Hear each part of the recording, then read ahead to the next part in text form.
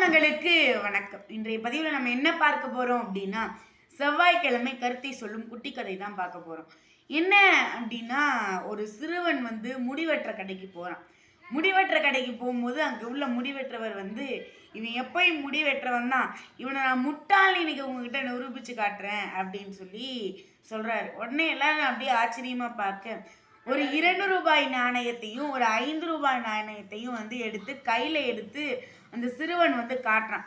காட்டி இந்த பையன்கிட்ட எது வேணும்னு கேட்குறான். அந்த பையன் 2 ரூபாய் காயினை எடுக்கிறான். 2 ரூபாய் காயின் எடுத்த உடனே அதே மாதிரி திரும்ப முடிவெற்ற வரப்பெல்லாம் 2 ரூபாய் 5 ரூபாய்னு வச்சிருக்கிறது. அதில் அந்த பையன் 2 ரூபாயை எடுக்கிறது. இது மாதிரியே போயிட்டுருக்கு. இவர் முட்டாள்னு சொல்லி சிரிச்சுட்டே இருப்பார் இந்த முடிவெற்றவர்.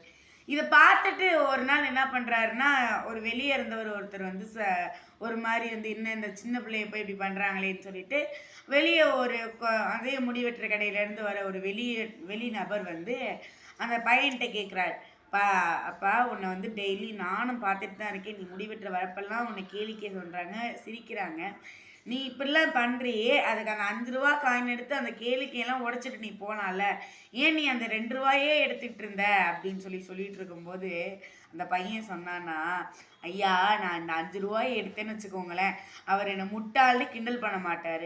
கிண்டல் பண்ணாட்டின்னா அந்த 2 ரூபாய் வேணுமா 5 ரூபாய் வேணுமான்னு அவர் கேட்க மாட்டார். அப்போ எனக்கு 2 ரூபாய் எப்போவுமே கிடைக்காம போயிடும். நான் முடிவெட்டுறப்பெல்லாம் எனக்கு 2 ரூபாய் கிடைக்கிது. அது எவ்வளோ பெரிய விஷயம். நான் இதே 5 ரூபாய் எடுத்துட்டேன்னா அவர் அந்த காயினை கேட்குறதே நிறுத்திடுவார். அதுக்காக தான் நான் இந்த 5 ரூபா காயின் எடுக்காமல் 2 ரூபா காயினே எடுத்துகிட்டு இருந்தேன் அப்படின்னு சொன்னான்னா அந்த பையன். இதை கேட்டு அவருக்கு ஆச்சரியமாக போகிறோம். இந்த கதையிலேருந்து நம்ம என்ன தெரிஞ்சுக்க போகிறோம் அப்படின்னா, நம்ம இன்னொருத்தவங்களை முட்டாள்னு நினச்சா அவங்களுக்காண்டி அவங்கள கேளிக்கை பண்ணுறோம், அவங்கள பற்றி சிரிக்கிறோம் அப்படின்ற பேரில் நம்ம பேசிகிட்டு இருக்கோம். அவங்கள பற்றி பேசுகிற நம்ம தான் முட்டாளே ஒழிய அவங்க கரெக்டாக தான் இருக்காங்க. அதனால் என்றைக்குமே யாரையும் முட்டாள்னு குறைச்சி எடை போட்டுறாமல் எப்போவுமே சிந்திச்சு செயல்படுங்க, வாழ்வில் முன்னேறுங்க என்று கூறி உங்களிடம் விடைபெறுவது நானும் திரிஷா திரவிராஜ், ஊராட்சி ஒன்றிய நடுநிலைப்பள்ளி செவ்வாய்ப்பட்டியில் நான் 8ஆம் வகுப்பு பயின்று வருகிறேன். உங்கள் சிந்தனைகள் நான். நன்றி, வணக்கம்.